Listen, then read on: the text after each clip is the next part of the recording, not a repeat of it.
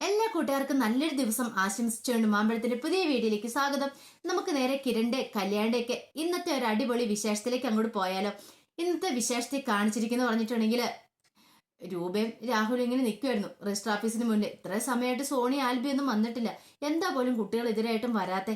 ഈ സമയത്ത് രാഹുൽ മനസ്സിൽ പറയും, വരൂടി ഇപ്പൊ വരും, നോക്കിയിരുന്നു, ഇപ്പൊ അവന്റെ കഥ ഏകദേശം തീർന്നിട്ടുണ്ടായിരിക്കും, വെറുതെ നോക്കിയിരിക്കുന്ന മിച്ചം എന്ന് മനസ്സിൽ പറയാണ്. പിന്നീട് കാണിക്കുന്നു പറഞ്ഞിട്ടുണ്ടെങ്കിൽ ആൽബിനെ പോലെ ഒരു ചെറുപ്പക്കാരൻ ടെസ്റ്റ് ആൽസിൽ നിന്ന് പുറത്തേക്ക് ഇറങ്ങി വരുക. അതേ മഞ്ഞ ഷർട്ട്, അതേ മുഖഭാവം ഒക്കെ ആയിട്ട്. ഈ സമയത്ത് ഗുണ്ടകൾ കാറിലിരിക്കുന്നുണ്ടായിരുന്നു ആൽബിക്ക് വേണ്ടിയിട്ട് വെയിറ്റ് ചെയ്ത്. ഇതേടെ അവൻ ഇറങ്ങി വരുന്നുണ്ട്. ഇനി അധികം വെച്ച് താമസിപ്പിക്കേണ്ട, കാര്യങ്ങളൊക്കെ സ്പീഡപ്പ് ആയിക്കോട്ടെ എന്ന് പറയുകയാണ്. അങ്ങനെ ആ ചെറുപ്പക്കാരൻ അങ്ങോട്ട് ഇറങ്ങി വന്നതും ഇവന്മാര് എടാന്നും പറഞ്ഞുകൊണ്ട് പുറകെ ചെല്ലുവാണ്. എന്നിട്ട് അവനെ അടിച്ച് താഴെ ഇടുക മാത്രമല്ല ചെയ്ത്, അവനെ അവിടെ ഇട്ട് കുത്തി പരിക്കേൽപ്പിച്ച് അവനെ കൊല്ലാക്കൊല ചെയ്യുവാണ്. ഇത് കണ്ടുകൊണ്ട് അവന്റെ ഭാര്യ അങ്ങോട്ട് ഓടി വരുന്നേ.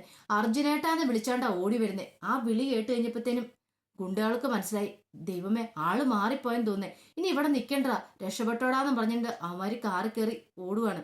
ഈ സമയത്ത് മേഘന അങ്ങോട്ട് വന്നിട്ട്, ഭാര്യ അങ്ങോട്ട് വന്നിട്ട് ഓടി വന്ന് കെട്ടിപ്പിടിക്കുവാണ്. അർജുനൻ എന്നിട്ട് പൊട്ടിക്കരയുവാണ്. ഈ കോലാഹലങ്ങളൊക്കെ കേട്ടോണ്ട് കല്യാണി കാറിനകത്തിരിക്കുന്നുണ്ടായിരുന്നു. കല്യാണി പെട്ടെന്ന് അങ്ങോട്ട് ഓടി ഇറങ്ങി വരുമ്പോൾ കാണുന്ന കാഴ്ച ചോരയിൽ കുളിച്ചു കിടക്കുന്ന അർജുനയാ. ചുറ്റും ആൾക്കാരൊക്കെ കാഴ്ചക്കാരെ പോലെ നിൽക്കുന്നുണ്ട്. പക്ഷെ ആരും ഹോസ്പിറ്റലിൽ കൊണ്ടുവരാനൊന്നും തയ്യാറായിട്ടില്ല. കല്യാണി അങ്ങോട്ട് വന്നിട്ട് ചോദിച്ചു, എന്റെ ഭഗവാൻ എന്തായി കാണുന്നേ, നിങ്ങൾ എന്താ ആൾക്കാരെ ഇങ്ങനെ നോക്കി നിൽക്കുന്നേ, എത്രയും പെട്ടെന്ന് ഒന്ന് ഹോസ്പിറ്റലിലേക്ക് എത്തിക്കാൻ നോക്ക്, ഒരു ജീവനല്ലേ കടന്ന് പടയുന്നേ നോക്കണം. ആരും അനങ്ങില്ല. കല്യാണി പറഞ്ഞു, ഒരു കാര്യം ചെയ്യേ, കാറിൽ കയറ്റാനെങ്കിലും ഒന്ന് സഹായിക്കാൻ പറയാണ്. അങ്ങനെ കുറച്ച് ആൾക്കാരെ പിടിച്ചുകൊണ്ട് പോയി കല്യാണിന്റെ കാറിലേക്ക് കയറ്റുവാണ്. എന്നിട്ട് ഡ്രൈവറോട് പറഞ്ഞു പെട്ടെന്ന് വണ്ടി എടുക്കാൻ പറയാണ്. ഈ സമയത്തൊക്കെ മേഘന കിടന്ന് പൊട്ടിക്കരയുവാണ്. മേനയ്ക്ക് സഹിക്കാൻ പറ്റുന്നുണ്ടായിരുന്നില്ല. അർജുൻ കിടന്ന് പെടച്ചോണ്ടിരിക്കുക. ദേഹവാസകളും വെട്ടിന്റെയും കുത്തിന്റെയും പാടുകളും മാത്രമേ ഉള്ളൂ. പിന്നീട് കാണിക്കുന്നു പറഞ്ഞിട്ടുണ്ടെങ്കിൽ ടെസ്റ്റ് ആഡ്സിനുള്ളിൽ സോണിയും ആൽബിയും കൂടെ സംസാരിച്ചുകൊണ്ടിരിക്കുവായിരുന്നു. അപ്പൊ ഡ്രസ്സൊക്കെ എടുത്തതിന് ശേഷം ബില്ല് പേ നിർത്തി ചെന്നപ്പോഴത്തേനും സോണി പറഞ്ഞു, ഞാൻ കൊടുത്തോളാന്ന് പറയണ. ആൽബി പറഞ്ഞു, അത് കൊള്ളാലോ, അതെ ഈ ബില്ലൊക്കെ ഞാൻ കൊടുത്തോളാം, എൻ്റെ ഈ പണമൊക്കെ ഉണ്ടെന്ന് പറയണേ. അങ്ങനെയല്ലോ, ഞാൻ അല്ലേ കൊടുക്കണ്ടേന്ന് ചോദിക്കുകയാണ്. ആര് കൊടുത്താലും ഇപ്പൊ നമ്മുടെ രണ്ടുപേരുടെയും പൈസയല്ലേ, ഒന്നല്ലേന്ന് ചോദിക്കുകയാണ്.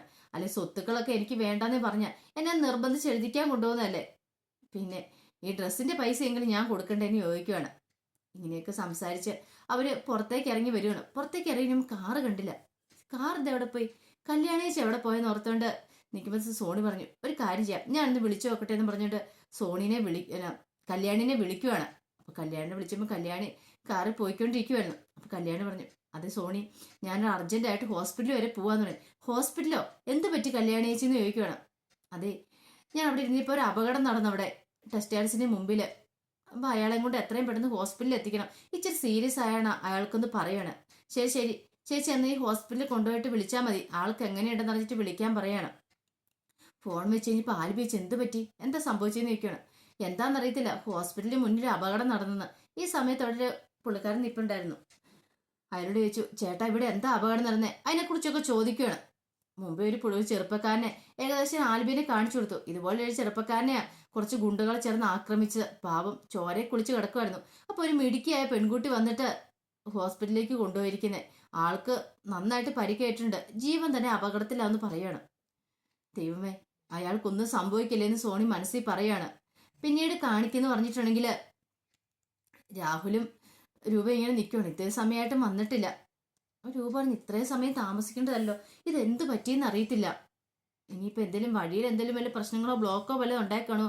രാഹുൽ പറഞ്ഞു, വല്ല ബ്ലോക്കൊക്കെ ആയി കാണുമായിരിക്കും, അതായിരിക്കും അവർ ഇത്ര താമസിക്കുന്നത്, ഇങ്ങോട്ട് വന്നോളൂ എന്ന് പറയണേ. രാഹുലിന്റെ ഉള്ളിൽ ഒരു ചിരിയാ ഉണ്ടാകുന്നേ. അങ്ങനെ അവർ സംസാരിച്ചുകൊണ്ടിരിക്കുമായിരുന്നു. പിന്നീട് കാണിക്കുന്നു പറഞ്ഞിട്ടുണ്ടെങ്കിൽ കല്യാണി ഹോസ്പിറ്റലിലേക്ക് പോവാണ്. അപ്പൊ പോകുന്ന വഴിക്ക് മേഘന കരയുന്നുണ്ടപ്പോൾ ചോദിച്ചു, എന്താ സംഭവിച്ചേ, ശരിക്കും അവിടെ എന്താ നടന്നേന്നൊക്കെ കല്യാണി ചോദിക്കുകയാണ്. അത് ചേച്ചി, ഞങ്ങള് ഡോക്ടറെ കാണാൻ പോയതായിരുന്നു ചെക്കപ്പിന് പോയിട്ട് പിന്നെ ഞങ്ങള് ടെസ്റ്റ് ആൽസിലേക്ക് കയറി പോകുന്നേ. അല്ല, ചെക്കപ്പിന് പോയതോ, എന്ത് പറ്റിയെന്ന് ചോദിക്കുകയാണ്. ഞാൻ പ്രഗ്നന്റ് ചേച്ചി, 3 മാസം പ്രഗ്നന്റാ, പ്രണയവിവാഹമായിരുന്നു, വീട്ടുകാരുടെ ഒന്നും സമ്മതമില്ലാതെ, ഇപ്പോഴും വീട്ടുകാരൊന്നും അടുത്തിട്ടില്ല, എന്നെ പൊന്നുപോലെ എൻ്റെ അർജുനായിട്ട് നോക്കിക്കൊണ്ടിരുന്നേ. എനിക്ക് കുറച്ച് ഡ്രസ്സ് വേണമെന്ന് പറഞ്ഞപ്പോൾ അത് വാങ്ങിക്കാനായിട്ട് കടയിലേക്ക് കയറിയതാ. ഞാൻ പുറകെ വരുന്നുണ്ടായിരുന്നുള്ളൂ. ഈ സമയം അർജുനേട്ട ആദ്യം പുറത്തേക്ക് വന്നത്. പക്ഷെ അർജുനേട്ട അവള് ആ മാറി തല്ലിയതാന്നാ പറയുന്നതെന്ന് അവിടെ പറയുന്ന കേട്ടെന്ന് പറയാണ്. കല്യാണി ചോദിച്ചു ആള് മാറി. അതെ, അവിടെ ഗുണ്ടകൾക്ക് എങ്ങാണ്ട് ആള് മാറിപ്പോയതാ. അവന്മാര് പറയുന്നത് ഞാൻ കേട്ടായിരുന്നു. ആള് മാറിപ്പോയടാ, ഓടിക്കോളാൻ പറഞ്ഞേ. ഇത് കേട്ടപ്പോൾ കല്യാണിക്ക് ഒരു സംശയമായി. ദൈവം ഇനിയിപ്പോൾ വേറെ ആരെയും ഉന്നം ചെയ്താണോ? ഒരുപക്ഷെ സോണിയും ആൽബി അതിനകത്തുണ്ടായിരുന്നു. ഇനി അവരെ എങ്ങാനും ആണോ ലക്ഷ്യം വെച്ച്, രാഹുലേട്ടൻ്റെ ഗുണ്ടകൾ എങ്ങാനും ആണോ? അങ്ങനെ ഒരു ചിന്തയെ കല്യാണിന്റെ മനസ്സിലുണ്ടാകുന്നുണ്ട്. അത് പേടിക്കണ്ട കേട്ടോ, ഒന്നും സംഭവിക്കില്ല എന്ന് പറയണം. മേഹന പറഞ്ഞു, എൻ്റെ അർജുനട്ട് എന്തെങ്കിലും സംഭവിച്ച പിന്നെ ഞാൻ ജീവിച്ചിരിക്കില്ല. അറിയാലോ, എനിക്ക് ആരുമില്ല ചേച്ചി. ഞാൻ ഒറ്റയാ, ഞാനും എൻ്റെ ഏട്ടനും ഒറ്റയ്ക്കാ ജീവിക്കുന്നേ. എന്നാൽ ഞങ്ങളുടെ വീട്ടുകാർ പോലും ഇല്ല എന്നൊക്കെ പറഞ്ഞ് സങ്കടപ്പെട്ട് കഴിയുമ്പോഴത്തേനും കല്യാണിക്ക് ഭയങ്കര വിഷമമായി. പിന്നീട് കാണിക്കുന്ന കിരൺ കല്യാണിനെ വിളിക്കുവാണ്.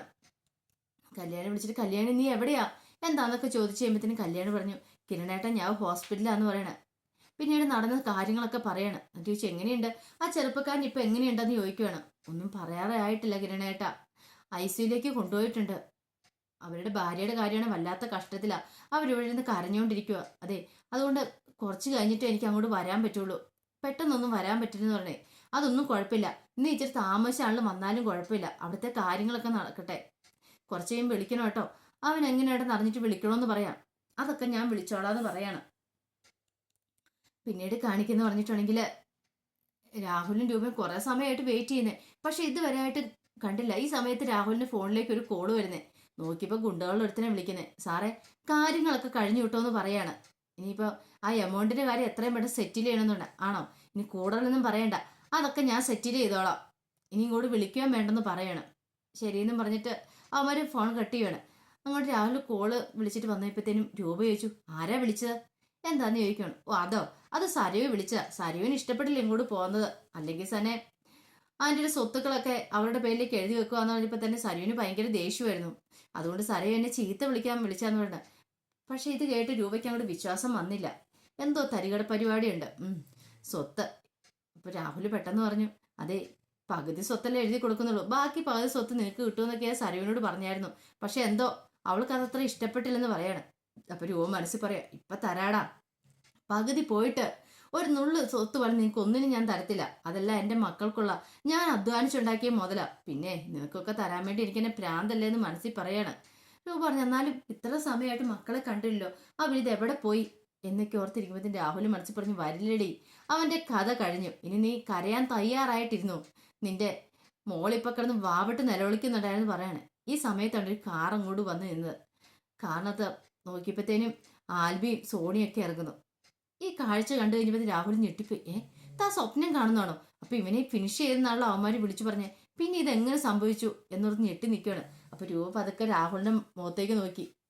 വെളറി വെളുത്ത് നിൽക്കുക രാഹുല്, ഒരു ചോരമയം പോലും ഇല്ലാത്ത അവസ്ഥയില്. പ്രേതത്തെ കണ്ട അവസ്ഥയായിരുന്നു രാഹുലിന്റെ മുഖത്തെന്ന് പറഞ്ഞിട്ടുണ്ടെങ്കിൽ. സോണിയോട് ചോദിച്ചു, എന്താ മോളെ ഇത്രയും താമസിച്ച? അല്ല കല്യാണി എന്തിയേ, നിങ്ങൾ ഒരുമിച്ച് വരുമെന്നല്ലേ പറഞ്ഞെന്ന് ചോദിക്കാണ്. അതമ്മേ, ഒരു പ്രശ്നം ഉണ്ടായെന്ന് പറയാ. ഞങ്ങൾ കുറച്ച് ഡ്രസ്സൊക്കെ എടുക്കാൻ കയറിയായിരുന്നു. ഈ സമയത്ത് കടയുടെ മുന്നിൽ വെച്ചൊരു ചെറുപ്പക്കാരനെ കുറെ ആൾക്കാർ ചേർന്ന് ആക്രമിച്ചു. വെട്ടും കുത്തും ഒക്കെ ഉണ്ടായി. പാവം അത്യാസന്ന നിലയില. അവനെ കൊണ്ട് കല്യാണി ഹോസ്പിറ്റലിലേക്ക് പോയേക്കുമെന്ന് പറയുവാണ്. രൂപയ്ക്ക് സംശയമായി. രാഹുലിനെ ഒന്ന് നോക്കി. രൂപയ്ക്ക് എന്തോ ഡൗട്ട് അടിച്ചെന്നുള്ള കാര്യം രാഹുലിനും മനസ്സിലായി. രാഹുലിനോട് ചോദിച്ചു, ഏട്ടൻ എൻ്റെ മുഖം വല്ലാതിരിക്കുന്നേക്ക്. ഒന്നുമില്ല രൂപയെന്ന് പറയാണ്. രാഹുലിന് മനസ്സിലായി ആള് മാറിപ്പോയിട്ടുണ്ട്. അവന്മാർ തനിക്ക് പണി തന്നുള്ള കാര്യം. അപ്പൊ അതിന്റെ വിശേഷങ്ങളൊക്കെയാണ് നമ്മൾ ഇന്ന് കണ്ടതെന്ന് പറഞ്ഞിട്ടുണ്ടെങ്കിൽ ഇതിന്റെ ബാക്കി വിശേഷങ്ങളുമായിട്ട് വൈകുന്നേരത്തെ പ്രൊമോയും ഞാൻ വരാട്ടോ. ഒരിക്കൽ കൂടി എല്ലാവർക്കും നല്ലൊരു ദിവസം ആശംസിച്ചു നിർത്തുന്നു. നന്ദി.